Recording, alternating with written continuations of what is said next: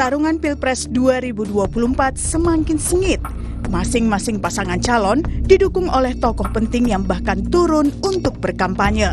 Sebut saja Yusuf Kalla.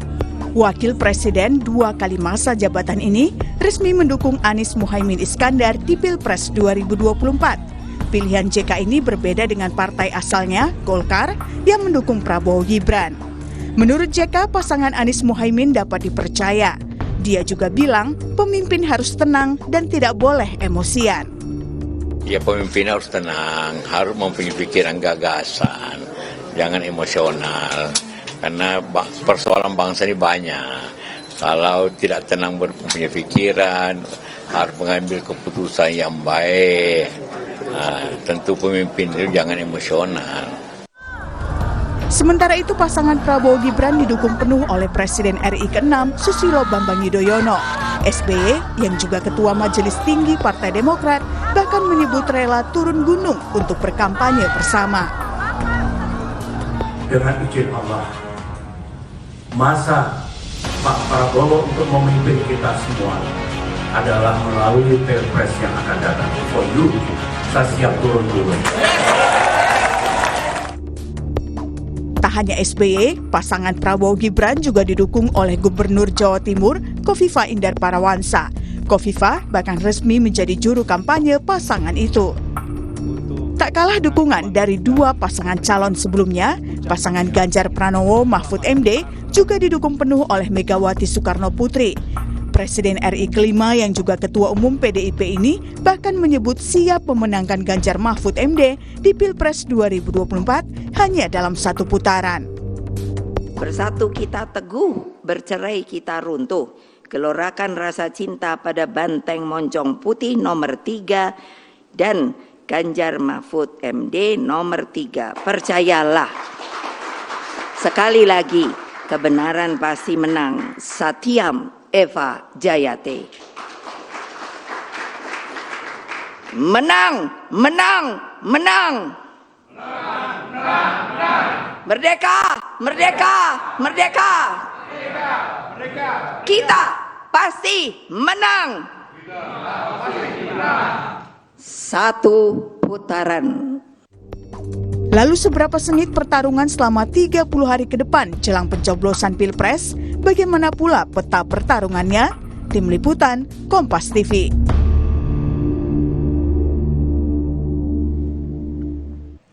Pertarungan Pilpres 2024 semakin sengit. Masing-masing pasangan calon didukung oleh tokoh penting yang bahkan turun gunung katanya untuk berkampanye. Sebut saja Yusuf Kalla yang mendukung Anies Muhaimin. Lalu ada Susilo Bambang Yudhoyono yang mendukung Prabowo Gibran. Dan Megawati Soekarno Putri yang tentu saja mendukung Ganjar Mahfud. Lalu seperti apa peta pertarungan di sekitar 30 hari jelang pencoblosan? Kita akan bahas soal ini dengan sejumlah narasumber. Yang hadir di studio ada juru bicara tim pemenang nasional Ganjar Mahfud, Ciko Hakim. Selamat pagi. Pagi. Lalu ada juga pakar komunikasi politik Universitas Islam Negeri Syarif Hidayatullah, Gun Herianto. Selamat pagi. Selamat pagi. Gun. Dan melalui sambungan virtual, sambungan Zoom, ada juru bicara TPN Prabowo Gibran Wihadi Wianto dan koordinator KN. Dewan.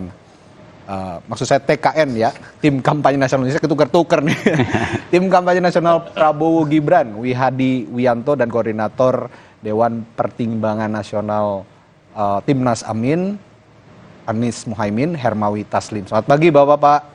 Selamat pagi. Oke, saya ke Bung Ciko dulu. Kalau kemarin pesannya Bu Mega kan jelas nih ya, dimanapun lokasi perangnya harus siap gitu kira-kira. Nah ini kan kalau dilihat lawan politik juga kandidat lain punya orang-orang penting di balik itu. Anda melihat peta politiknya Mas Ganjar dan juga Pak Mahfud, melihat juga tokoh-tokoh penting di balik semua kandidat seperti apa saat ini? Satu hal ya, bahwa kami tetap tentunya semua partai politik, semua kandidat, baik itu kita bicara capres, cawapres maupun caleg misalnya, selalu kan mendekati elit, selalu ingin ada elit-elit dan tokoh-tokoh yang mendukung mereka di setiap daerah di tempat mereka berkampanye dan lain-lain, mencari suara dan lain-lain. Tapi pada prinsipnya yang nomor satu adalah tetap capres dan cawapresnya, karena yang ada di kertas suara kan mereka. Betul. Jadi tetap kami justru memang gencar untuk mendekati elit-elit, tetapi kembali lagi yang kami lebih gencar lakukan lagi adalah memperkenalkan capres dan cawapres kita sebagai sosok yang utuh ya, karakter, kepemimpinan maupun juga visi misi dan programnya, rekam jejaknya dan lain-lain. Itu yang menjadi yang utama bagi kami. Tetapi kita juga melihat memang yang baru-baru terjadi ini kan Bu Khofifah ada di Jawa Timur ya kan, Emil Dardak. Itu justru yang bikin rame. Itu yang bikin rame. Nah, tapi gini, kembali lagi, saya selalu mengatakan siapapun tokoh itu, siapapun, termasuk kita bicara soal juru bicara lah misalnya, orang-orang yang mengkampanyekan capres maupun cawapres, itu kan seharusnya sosok-sosok dan yang punya karakter yang dekat dengan capres dan cawapresnya gitu. Nah, kemarin saya berada di stasiun TV lain, saya berbicara soal Mbak Khofifah dan Mas Emil gitu. Ini kok cocoknya dukungnya Ganjar dan Mahfud. Kenapa gitu. alasannya gitu? Lain, karakternya lain. Karakternya gitu. lain. Orang-orang yang begitu dekat dengan rakyat, dengan program-program yang begitu menyentuh rakyat. Mereka juga luas, mereka juga punya background organisasi massa yang besar gitu ya, dengan Nahdlatul Ulama khususnya buat Bu Khofifah dan lain-lain, orang-orang yang bersih, yang berjuang semasa hidupnya untuk mencapai dalam posisi-posisi yang mereka capai gitu. Dan akhirnya kan mereka mengkampanyekan diri mereka, ayolah kalian kan percaya sama saya, pilih Prabowo Gibran gitu. Dalam kampanye-kampanye yang saya dengar selalu bicara soal Jokowi, soal Khofifah, soal Emil Dardak, tidak pernah membicarakan soal Prabowo dan Gibran. Masalahnya masyarakat kan juga nggak bodoh, masyarakat ini tahu yang ada di kertas suara nanti Prabowo dan Gibran. Saya kasih contoh yang ada di layar kaca sekarang aja. Pak Wihadi ini orangnya sangat wise ya kan, orangnya baik, cerdas dan lain-lain. Ini jauh dari sosok-sosok capres dan cawapresnya Pak Wihadi sendiri gitu. Jadi menurut saya yang paling cocok adalah tetap pada akhirnya yang menentukan nanti adalah orang-orang yang sosok-sosok yang ada di kertas suara, ya kan? Dan kami sangat percaya diri bahwa Pak Ganjar dan Pak Mahfud lah yang terbaik, dan masyarakat tahu program-program yang dekat dengan rakyat ada di Ganjar Mahfud. Anda tadi mengatakan Bu Khofifah ini cocoknya ke Ganjar Mahfud, tapi kenapa akhirnya ke Prabowo Gibran? Apa nggak di-approach apa gimana? Siapa sih yang nggak mau ngelirik Bu Khofifah? Itu saya bilang, iya kan, nggak ada lah, semua orang pasti ingin Bu Khofifah berada di sana, tapi nanti soal itu biar nanti saya serahkan kepada paslon nomor urut 1 yang menjelaskan kenapa. Kenapa kok nomor 1? Nggak apa-apa, biarin aja. Biar ada. Karena cawapresnya orang Jawa Timur dan punya historikal yang tapi cukup kembali panjang. lagi ini, itu kan kembali pilihan pribadi ya. Tapi memang ada seakan-akan ada rumor ya kan, Sekda Provinsi Jawa Timur lagi dipanggil ke KPK, makanya Bu Khofifah ada di sana. Tapi saya menolak untuk membicarakan soal itu. Tapi ini yang berkembang di masyarakat. Tetapi pada prinsipnya kembali lagi, masyarakat tahu, masyarakat bisa menilai bahwa yang terbaik adalah capres dan cawapres yang mempunyai program visi misi yang terbaik, rekam jejak yang terbaik dan lain-lain. Bukan semata-mata elit-elit di belakang mereka siapa yang mendukung. Ya, Pak Wihadi, di balik mendukungnya Bu Khofifah Indar Parawansa ke Prabowo Gibran, ini kalau masyarakat awam mungkin Bung Ciko juga menganggap begitu, ini kayak dapat durian runtuh gitu ya. Tapi bukan hanya Bu Khofifah kan, sebenarnya punya banyak tokoh penting juga Prabowo Gibran di belakang. Tapi kita secara khusus bahas Bu Khofifah. Kalau dibilang durian runtuh, Prabowo Gibran merasa, tim kampanyenya merasa demikian, kedapatan durian runtuh atau bagaimana nih Pak Wihadi? Sampaikan oleh Bung Ciko itu tadi kan bentuk kekhawatiran. Jadi kalau saya melihat bahwa Bu Khofifah, kemudian Pak SBY, semuanya juga memperhatikan track record Pak Prabowo dan juga Mas Gibran. Jadi saya kira Pak Prabowo ini track recordnya mungkin lama juga, mulai dari berkarya di TNI, terus kemudian bagaimana 2 kali juga ikut pilpres, dan bagaimana kecintaan Pak Prabowo terhadap negara ini. Dan kalau kita melihat justru visi misinya juga sudah jelas dari awal mengenai masalah keberlanjutan terhadap program-program Pak Jokowi. Jadi semuanya ini kan memang yang menjadi program, semuanya ada keberlanjutan. Karena kita menginginkan negara ini tidak terpotong-potong, tidak mulai dari awal lagi, tidak start dari awal lagi. Kita ingin bahwa keberlanjutan yang dilakukan oleh Pak Jokowi ini ada keberlanjutan. Nah, ini semuanya kita melihat bahwa kita sudah merasakan selama 10 tahun dengan Pak Jokowi. Saya kira program-program Pak Jokowi ini perlu dilanjutkan. Nah, disinilah mungkin tokoh-tokoh ini kemudian melihat bahwa kedepannya Indonesia ini harus lepas daripada kembali ke awal, kemudian dipotong lagi, rezim berganti, semua berganti lagi. dengan mengatakan perubahan, dengan mengatakan ini tidak benar. Tapi kita melihat bahwa, kita lihatlah mulai dari Orde Baru, kemudian pada era reformasi, semuanya kita mesti harus kembali ke titik nol apabila rezim ini berubah. Nah disinilah bahwa Pak Prabowo itu melihat bahwa ini ada keberlanjutan, ada penyempurnaan daripada program-program Pak Jokowi nantinya yang belum berjalan. Ini perlu kesinambungan, perlu waktu. Nah jadi saya kira ini semuanya kita melihat bahwa siapa yang berkomitmen untuk melanjutkan program-program Pak Prabowo, Pak Jokowi. Nah disinilah kita melihat bahwa Pak Prabowo dan Mas Gibran itu semua tokoh juga melihat bahwa kenapa mereka mendukung, beliau-beliau ini mendukung Pak Prabowo dan Mas Gibran, karena menginginkan bahwa Indonesia ini untuk menuju Indonesia 2045 itu Indonesia emas, perlu keberlanjutan dan penyempurnaan daripada program-program Pak Jokowi. Jadi sini saya kira kalau kita dikatakan kenapa Pak Jokowi lagi, memang titik awalnya adalah Pak Jokowi, karena memang program Pak Jokowi lah yang harus dilanjutkan, bukan program siapa-siapa, karena 10 tahun ini yang sudah dirasakan bagaimana program-program Pak Jokowi ini untuk bisa diberlanjutkan menuju Indonesia Emas 2045. Jadi ini semuanya tokoh ini sudah memandang bahwa mana yang mesti harus dipilih, rakyat juga melihat bahwa program mana yang memang dirasakan oleh masyarakat semuanya. Jadi disinilah kita lihat bahwa pilihan rakyat itu bisa disampaikan oleh tokoh-tokoh itu. Iya, tapi saya lagi-lagi akan concern ke Bu Hovifah karena di tengah pertarungan tiba-tiba masuk begitu nih Pak Wihadi. Kalau tadi Bung Ciko mengatakan bahwa Bu Hovifah ini sebenarnya nempelnya awalnya memang ke program-programnya Pak Jokowi, termasuk wakilnya Mas Emil Dardak gitu ya. Tapi kita pengen tahu sih, meskipun kalau misalnya di politik itu sepertinya jaminan jadi kata-kata yang tidak pasti gitu ya. Kalau ada jaminan tertentu untuk Bu Hovifah bisa masuk Prabowo Gibran, saya juga agak nggak percaya kalau ada jaminan khusus. Tapi approach-nya gimana sih kok bisa dapat Bu Hovifah begitu Pak Wihadi sekarang?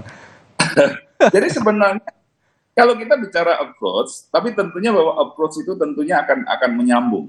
Tapi kalau dengan Bu Hovifah dari awal memang kalau kita lihat dari pertama kali Pak Prabowo bertemu dengan Bu Hovifah itu sudah jauh sekali pada saat belum ada deklarasi. Itu sudah jauh bertemu, sudah ada satu, kalau istilahnya orang mau jadian itu kan sudah ada dulu pendekatan dan segala macam. Itu sudah dilakukan jauh-jauh hari oleh Pak Prabowo. Tapi kok nggak dari awal gitu loh Pak Wihadi, di tengah-tengah peperangan itu baru masuk gitu.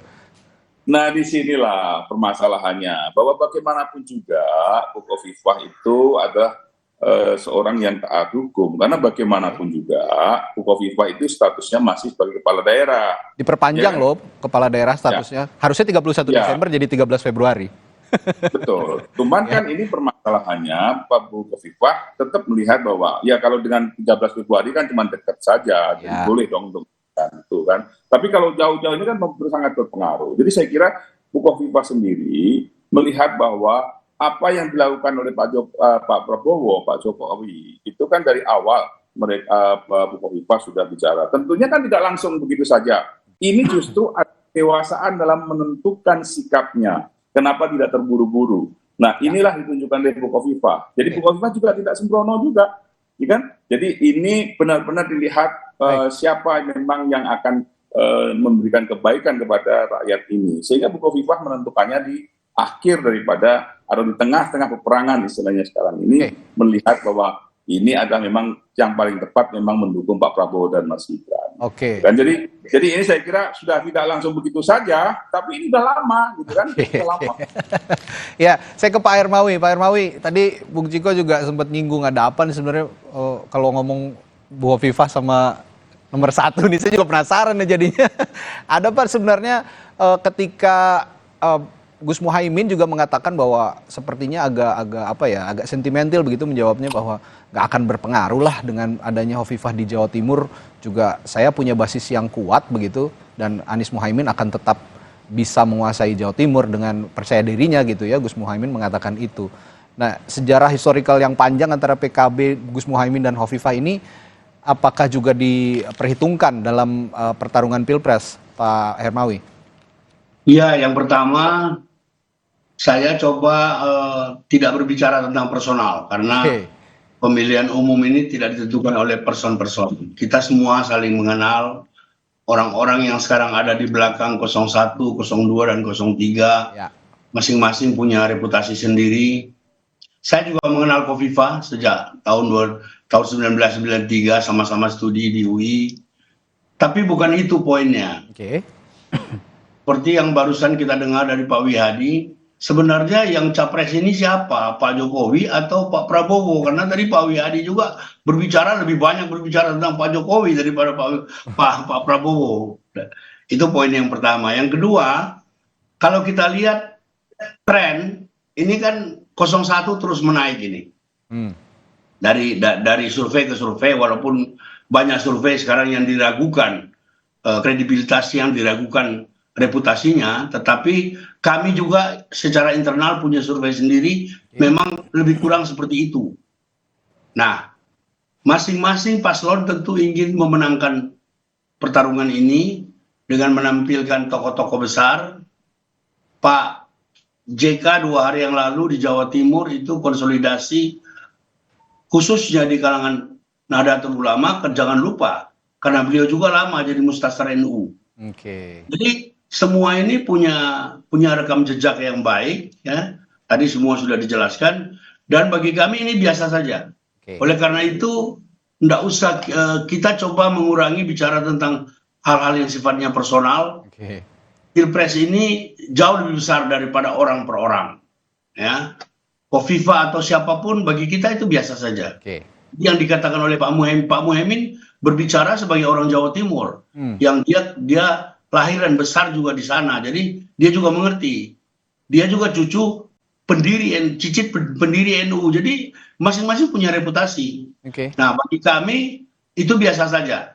Yang penting kita lalui semua tahapan ini untuk menjadikan pemilu 2024 ini sebagai pemilu yang paling bermartabat, terhormat, terhindar dari kecurangan. Jujur dan adil itu tidak di atas kertas. Jujur dan adil itu harus nyata. Ini momentum kita untuk memberi pelajaran yang berharga buat masyarakat. Rakyat pintar, mereka cerdas melakukan perlawanan dengan cara-caranya sendiri. Yang paling penting buat kita bertiga ini adalah pemilu ini harus menjadi pemilu yang terbaik. Hasilnya itu tidak diragukan kredibilitasnya.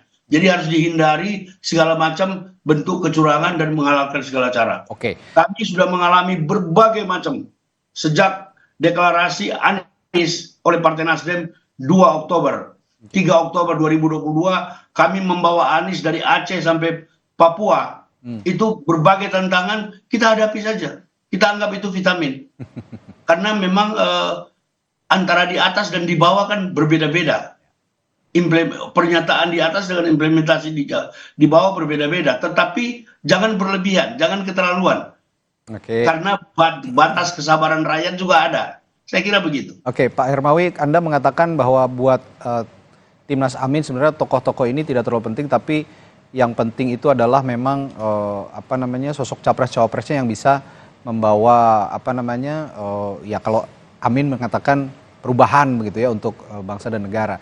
Tapi begini Pak Hermawi, masalahnya masyarakat kita juga masih melihat sosok begitu kadang-kadang. Ini penting juga bahwa misalnya benar masyarakat kita masih melihat sosok tapi gitu, yang ada. Termasuk Pak Yusuf Kalla kemarin kan juga masyarakat begitu Pak Yusuf Kalla datang ke Jawa Timur. Jangan lupa makin lama dari pemilu rakyat semakin cerdas. Sosok penting, tetapi visi misi kesatuan pandang sebagai Indonesia yang utuh itu jauh lebih penting. Apa artinya menang pemilu dengan segala kecurangan misalnya? Apa artinya menang pemilu kalau rakyat akhirnya berkelahi di bawah? Kita masih ingat 5 tahun yang lalu bagaimana ada paslon yang mengkapitalisasikan agama yang sampai sekarang efeknya kita masih rasakan. Baik, saya ke Kang Gun-Gun. Kang, kalau kata Pak Hermawi sosok juga tidak terlalu penting, tapi ya punya peran juga yang sangat baik begitu untuk mengedukasi masyarakat, termasuk juga untuk menarik minat masyarakat memilih salah satu kandidat begitu. Nah, kira-kira dari dibalik sosok-sosok ini, saya lihat kalau Pak Ganjar Mahfud kan sudah barang tentu ya Bu Mega berada di balik itu yang paling besar. Lalu juga Anies Muhaimin, sosok besarnya adalah Pak Yusuf Kalla. Nah, sosoknya Prabowo Gibran ini kemarin juga sempat dikait-kaitkan dengan Pak Jokowi. Dan tadi Pak Hermawi juga menyinggung bahwa ini capresnya siapa sih, Pak Jokowi atau Prabowo gitu ya, karena sangat lekat sekali mengait-ngaitkan dengan Pak Jokowi. Kalau Anda melihat memang Mungkin begini, pertarungannya, saya sedikit ya sebentar, Jadi, sebentar saya kasih kesempatan dulu ya. Pak, saya kesempatan dulu ke Pak Kang Gun. Ya. Nah, sosok-sosok ini Anda melihat Kang Gun, bagaimana bisa meyakinkan masyarakat juga untuk memilih kandidat di Pilpres nanti? Iya, ini kan namanya strategi kekuatan rujukan atau reference power ya dalam persuasi terutama di basis teritorial. Ini lumrah salah satu instrumen dalam konteks pertarungan berbasis suara. Berbasis suara. Ya, kenapa? Karena kekuatan rujukan itu biasanya akan mengamplifikasi, akan meresonansikan atau menggaungkan bahkan menyolidkan suara terutama di basis-basis tertentu. Contoh misalnya Jawa itu kunci, karena 115 juta pemilih dari 204 juta itu ada di Jawa. Ya. Jawa Barat contoh misalnya 35,8 juta. Jawa Timur di mana tadi perbincangan tentang Hopipah itu menjadi sangat menentukan kenapa ada 31 juta pemilih di situ. Kemudian kalau kita bicara Jawa Tengah ya itu 28 juta. Nah belum lagi misalnya Banten 8,8 juta, Jakarta 8,2 juta. DIY 2,8 juta. Total berarti di Pulau Jawa ada 115 juta dari 204,8 juta pemilih. Setengah lebih pemilih ada di Nah, makanya kemudian Jawa jadi kunci. Karena memenangi Jawa, karena Indonesia menganut sistem kumulatif, ya berbeda dengan Amerika yang electoral college system, maka kumulasi suara yang ada di Jawa ini akan menyumbang suara tebal pada siapapun capres-cawapres. Sehingga kalau kita lihat pergerakan di paruh terakhir masa kampanye itu adalah mengoptimalisasi jangkar partai dan mengoptimalisasi jangkar reference power yang menguasai daerah, sebut aja kepala daerah begitu.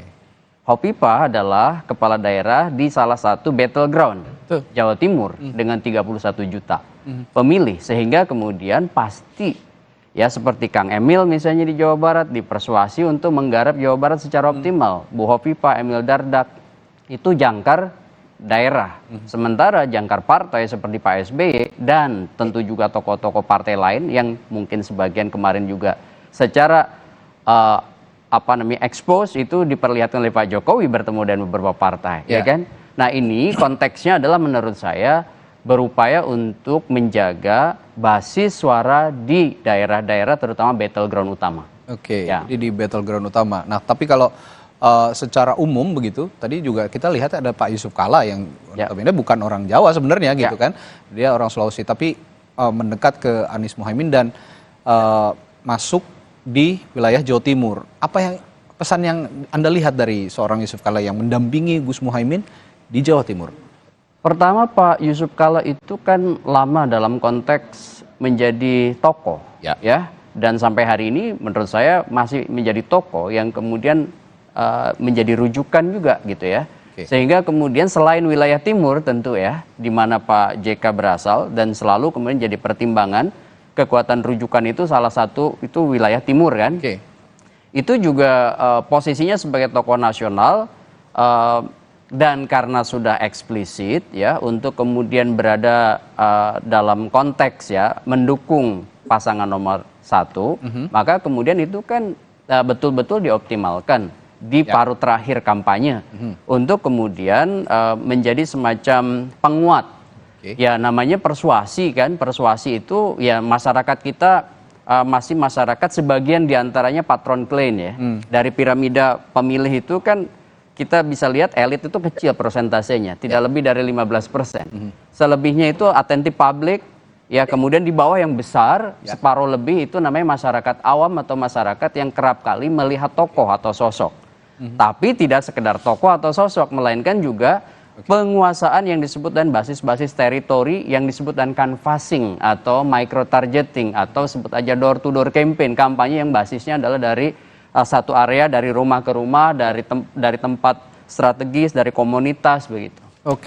Nah ini sepertinya tadi Pak Wihadi juga akan ada yang akan disampaikan sesuatu. Iya, jadi begini, saya hanya meluruskan bahwa kenapa kita menyebut Pak Jokowi? Karena memang kita ini mempunyai visi misi adalah melanjutkan program-program Pak Jokowi. Jadi memang bukan berarti bahwa kita selalu dianalogikan bahwa seakan-akan Pak Jokowi. Kenapa kita selalu menyebut Pak Jokowi? Karena memang basisnya adalah kita ini melanjutkan programnya Pak Jokowi. Jadi kita menyebut Pak Jokowi masa nggak boleh gitu kalau kita memang kita mau melanjutkan daripada programnya Pak Jokowi gitu loh. Itu aja saya hanya sedikit meluruskan situ saja. Jadi bukan semata-mata ini capresnya siapa sih, Pak Jokowi atau Pak Prabowo gitu. Udah 20 kali disebut nama Pak Jokowi sama Pak Wihadi hari ini. Loh, ya kan? Kita melanjutkan siapa yang Jokowi gitu lah.